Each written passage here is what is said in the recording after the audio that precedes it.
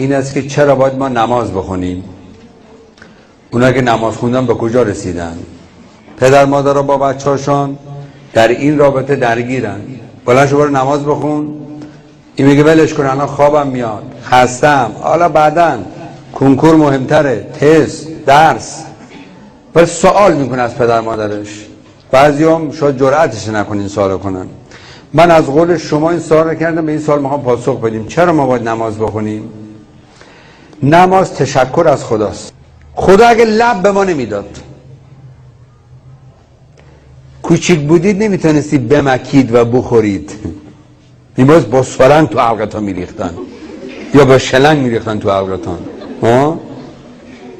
بعد بزرگ شدید با این لبا حرف میزنید، الان لب نداشت، نمیدونی چی میخواه بگی که این لب تنظیم میکنه حرفاره.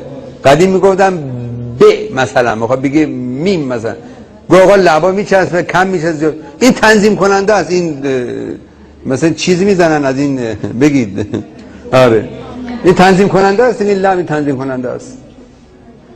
هیچ بوسه هم دیگه نبود، آدم پدرش رو ببوسد، مادرش رو ببوسد، چقدر دیگه نبود دیگه، همه چی. این لب چقدر خوبه. حالا من که میدونم برای چی میخندید شما.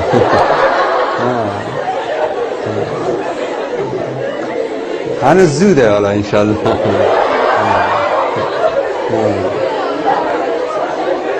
خب خدا داده برای یه چیز